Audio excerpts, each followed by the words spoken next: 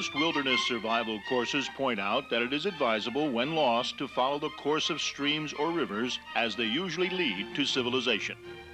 The Wepawag River was a focal point for Milford's early settlers. They constructed dams, built bridges, and settled on its shores. On March 9, 1640, William Fowler agreed to build a grist mill on the river. It was one of the first grist mills in the New World. Using the river for its power, the mill had easy access to the harbor. The mill's iron fittings were forged in New Haven, and the original raceway can still be seen running under New Haven Avenue. Fowler's mill was operated for 250 years. He constructed a dock a few rods below the mill. Flour was shipped as far as Savannah, Georgia. Milford had at least 5 mills, including the one near the meeting house, one at Beaver Brook, one at the East River near the Stone Quarry, and a tide mill near the stream at the Gulf. In celebration of its 250th anniversary, the townspeople constructed a memorial bridge in place of the original Fowler's Bridge. It was completed in 1889. The construction of the bridge, including the hewing of each granite block, was accomplished by hand. The project also included a memorial tower and marker stones commemorating the early settlers in Milford. A great deal of Milford's early history can be learned by spending an afternoon reading the various inscriptions. Even today, one has to marvel at the commitment of the citizens of Milford who constructed the memorial 100 years ago. The mill's location today would stand in the center of New Haven Avenue. A raceway carried water under the road to power the mill's water wheel. Located next to the memorial tower is a handmade millstone, said to be hewn by William Fowler himself. As time passed and the condition of the mill deteriorated, a memorial stone building was erected on the original mill site. This structure became the headquarters for the American Legion in Milford. As the town grew and its need for good roads increased, this building was torn down to make way for New Haven Avenue. As with any growing community, history is sometimes sacrificed for progress. Yet, the turn of the century in Milford was an exciting period of history. Modern technology would soon change Milford forever. Prior to the 1900s, the main transportation in town was the horse and buggy. The roads were unpaved and wet weather reduced the streets to mud and ruts. When something broke, you would have taken it to the town blacksmith for repair. He was the only person in town who could fix a broken door hinge, repair a wagon spring, or forge a chimney flue. Not to mention, he knew every horse in town intimately. The biggest parking problem was finding a place to tie up your rig. It was a time when the emissions given off by transportation were biodegradable. As Milford approached the 20th century, it's important to realize that it already had 250 years of community tradition. Many small communities were struggling with the changing face of progress, yet trying to maintain the way of living to which they were accustomed. Central heating, the automobile, and airplane were as yet unknown. The Milford Fire Department was founded in 1838. The first community newspaper, the Milford Telegram, was first published in 1873. The first electric streetlights weren't erected until 1919. However, the first bridge over the Housatonic was erected in 1798, just 3 years after the French Revolution ended. In 1822, Orange separated from Milford to form its own township. It wasn't until 1848 that a railroad line was completed, linking New Haven and New York with a portion of the line running through Milford. In 1898, a Bridgeport resident could ride the trolley to New Haven with a changeover in Milford. In 1899, the Congregational Church was the third such building on this site. Other than the roads being paved, little has changed. The Duck Pond was a town attraction then as it is today. It almost makes you wonder if today's ducks and geese descended from the same waterfall of that era. The neighboring Old Plymouth Church was typical of small New England towns. This structure was torn down in the 1950s and replaced with a modern building. Many of Milford's early religious buildings have been replaced. The original St. Mary's was quite different from the modern structure of today. This photograph was taken just prior to the demolition of the building in 1870. The proliferation of the various religious faiths in Milford could have been predicted 350 years ago. The original settlers of Milford left England and ventured to the New World in search of religious freedom. The Milford Masonic Building housed Theodore Platt's family grocery store and feed supplies in 1880. This would later become the Milford Savings Bank.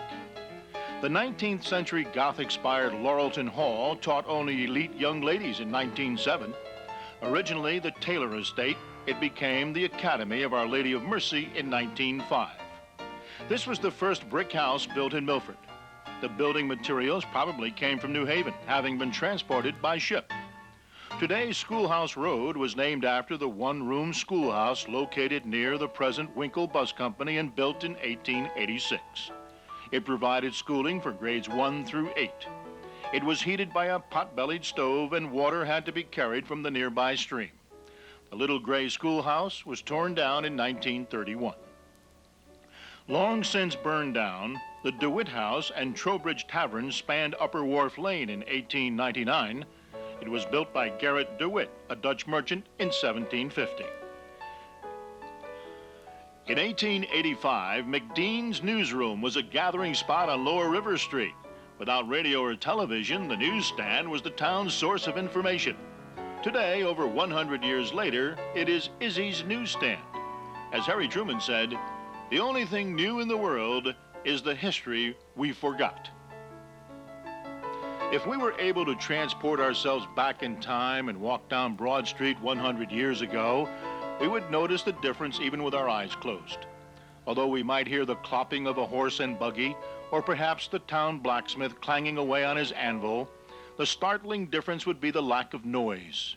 Back then, Milford had an overabundance of quiet places to simply sit and enjoy life. The park behind the town hall, then called Jefferson Park, was one such place. The waterfall and ducks provided the loudest distraction. Occasionally, the peacefulness of the park may have been broken by a wedding party or group of picnickers and, of course, the bells of the 3 nearby churches. A brass band playing on the green did not need a loudspeaker, as there was little outside noise with which to compete. If you were hungry after spending the morning at the park, you may have walked to P.S. Bristol's restaurant and rooming house on Upper Broad Street. Oysters were the house specialty, and according to the sign, meals were served at all hours. There were no screens on the windows, but in 1880, who knew what window screens were? By 1903, everyone in town knew what a horseless carriage was. You could hear them coming 4 blocks away. In this picture, a horseless carriage is passing Barnes Drugstore on Broad Street. The early automobile was sure to attract attention and scare any nearby horses to death. Note that the American flag hanging in the window of Barnes Drugstore has only 43 stars. The sidewalk in front of the store is edged with granite blocks. The trolley brought convenient transportation to the nearby towns.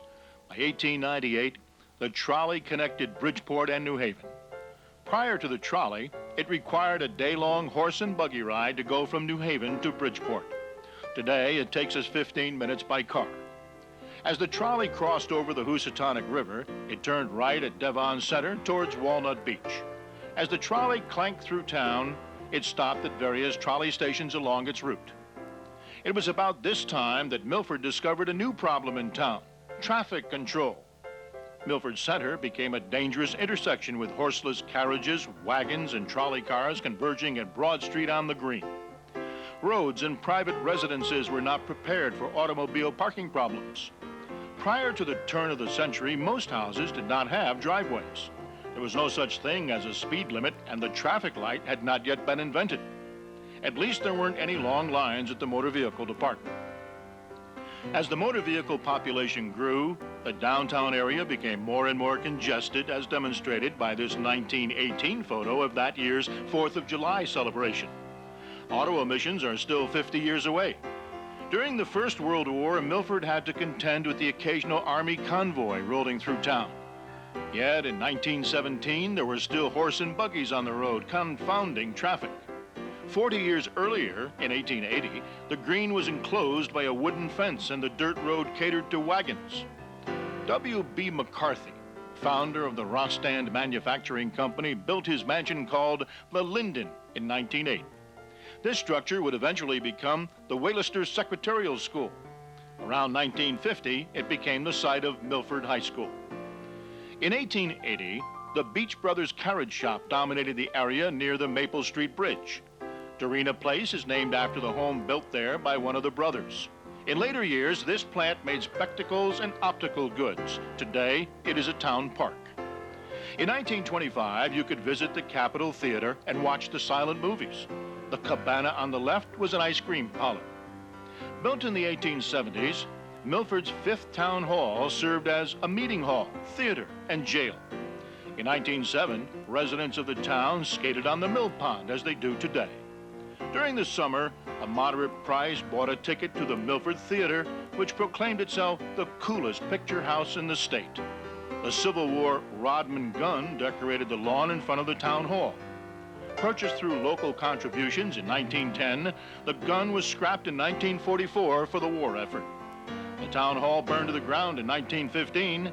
The present structure is shown here under construction in 1916. It was completed in 1917 for a cost of $151,000. It was subsequently refurbished and rededicated on February 12, 1989. Spanning the Housatonic River, this was the longest covered bridge in Connecticut. It served the New York and New Haven Railroad from 1847 to 1884. It was 1,293 feet long. A short walk from Milford Center to Factory Lane would have brought you to the Baldwin Straw Hat Factory in 1880. Straw hats were made in this maze of flimsy buildings. The Baldwin Company was a large employer of Milford residents. In later years, Shirley Temple dolls also were made in this factory. In 1918, this Seagrave truck was Arctic's finest piece of rolling equipment. This unit's size would pale in comparison to Milford's modern equipment. The Devon Volunteer Fire Department, Devon Hose Company No. 4, posed for this picture in the early 1900s. Liberty Rock, known to the early settlers as Hog Rock, can be seen in the background.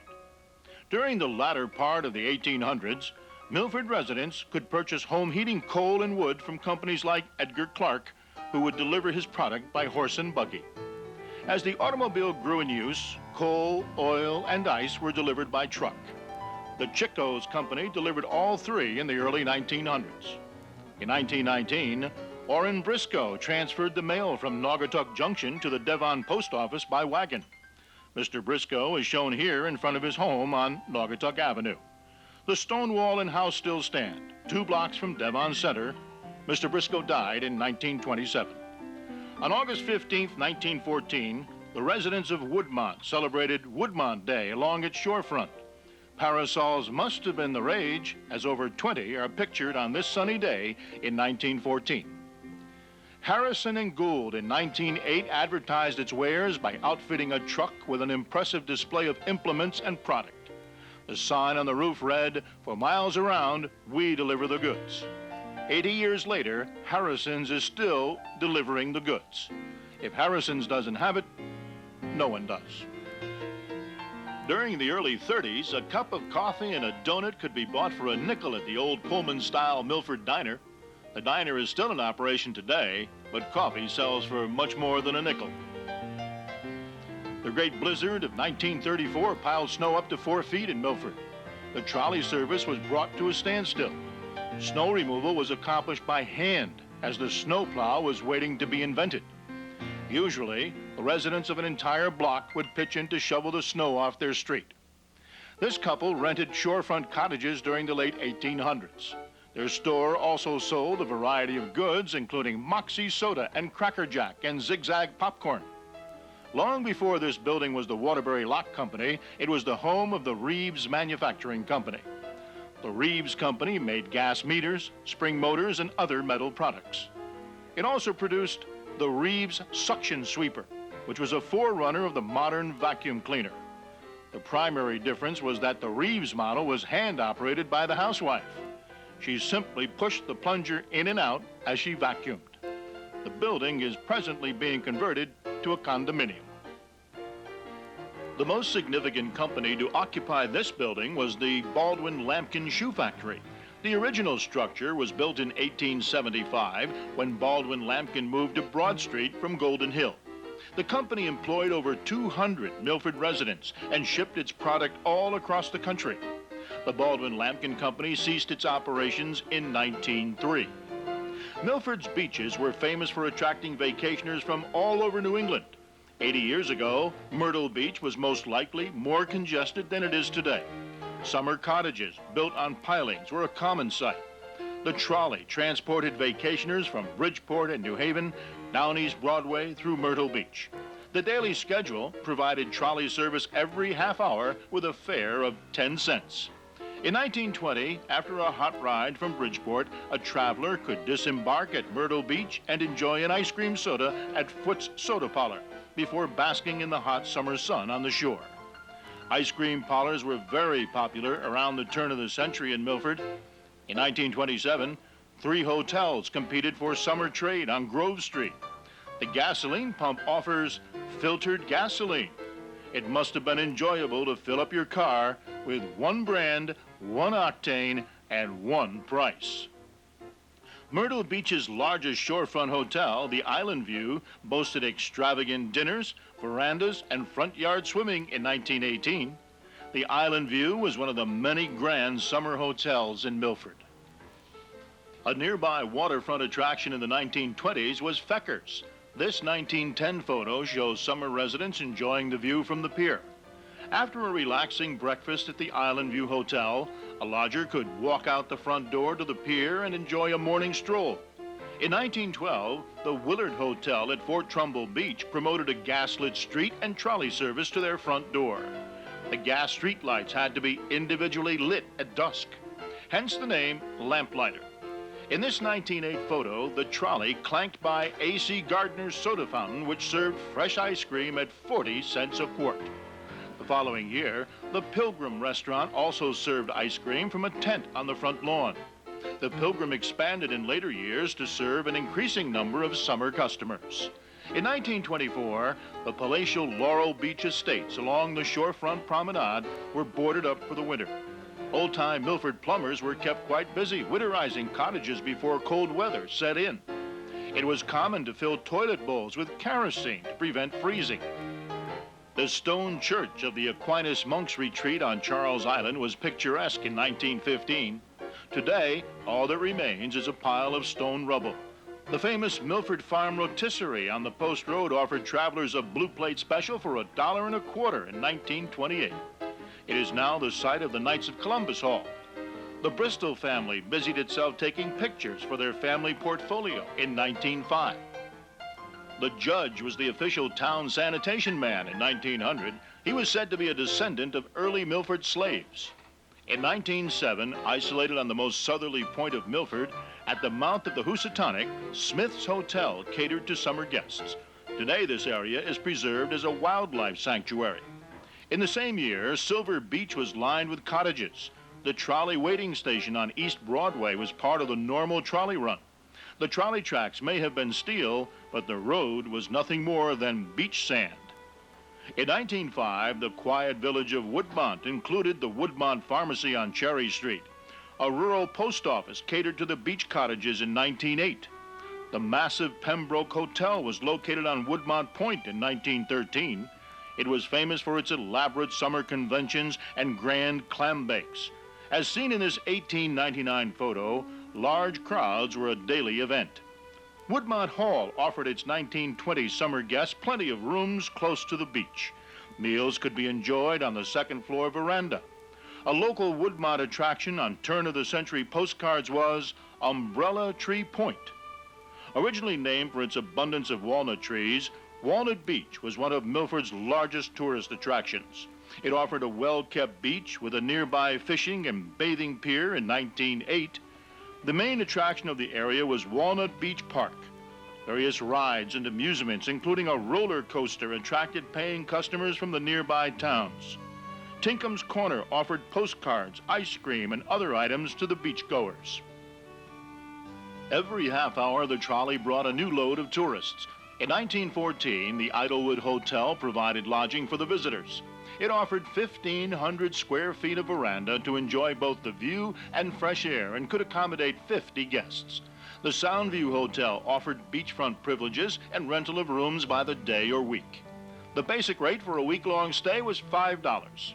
Situated alongside an oak tree grove, the hotel phone number in 1912 was 246. The picture-perfect Broadway provided every amenity a guest could require. In 1912, the Tower Theater offered diversion for 10 cents a showing. The Gill family, owners and managers, advertised clear, flickerless, and perfect motion pictures. In 1909, local Sunday services were held at St. Gabriel's and at the Walnut Beach Church. In 1912, the streets were still lit by gas lamps.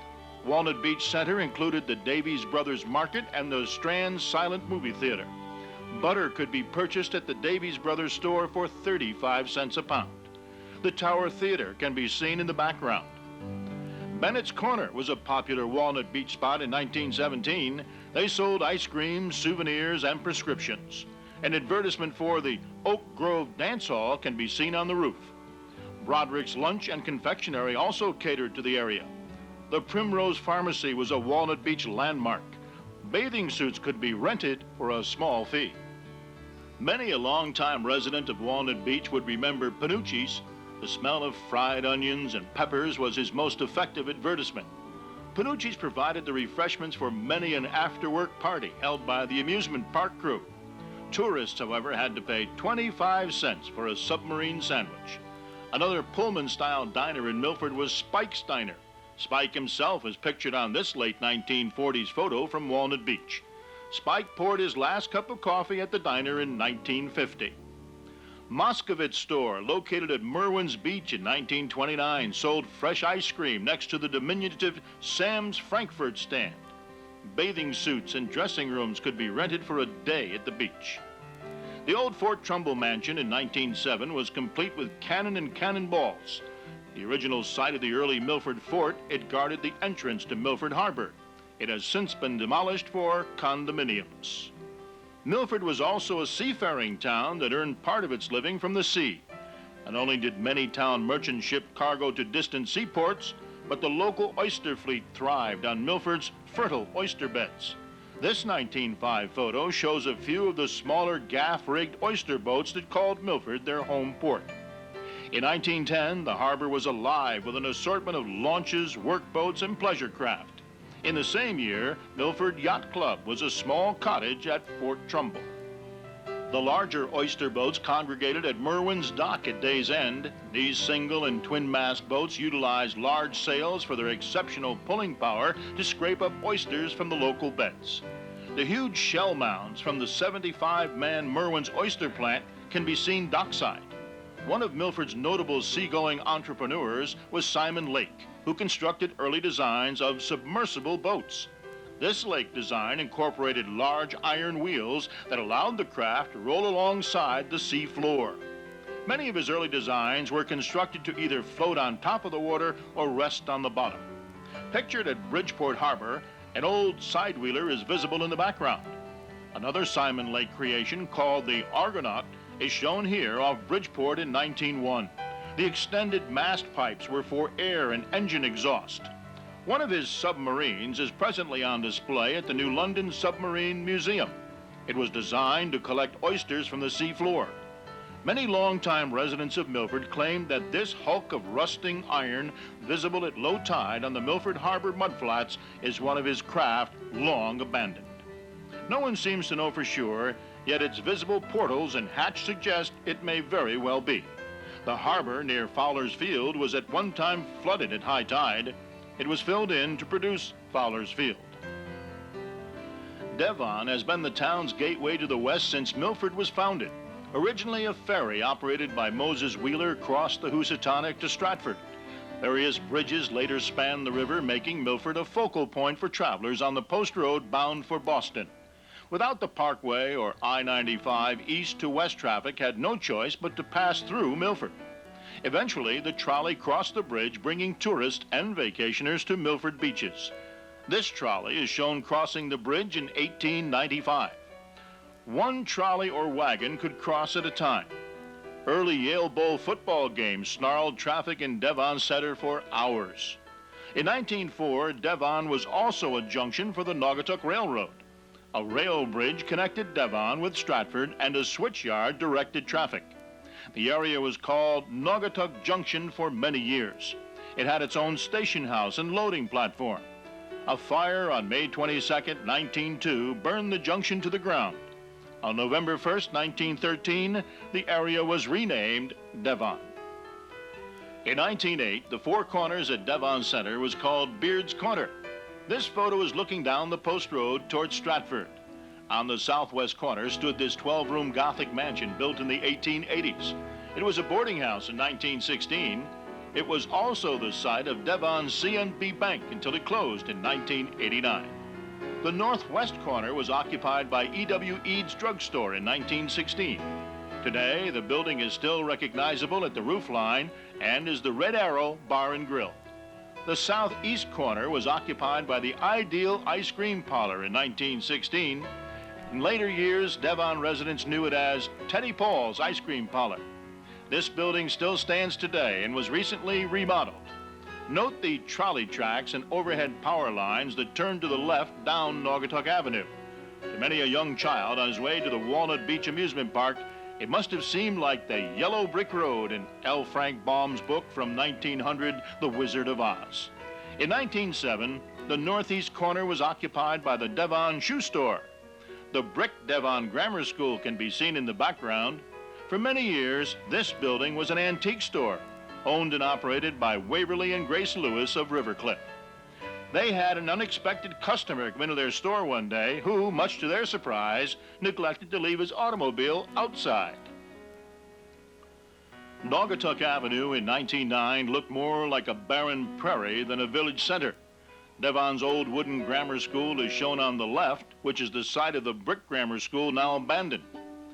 As small as Devon is, over the years it has had a movie theater, bank, library, 4 churches, railhead, diner, trolley, electrical generating plant, bowling alley, post office, 2 bridges, grammar school, 2 hardware stores, supermarket, and marina in about a 1 square mile area.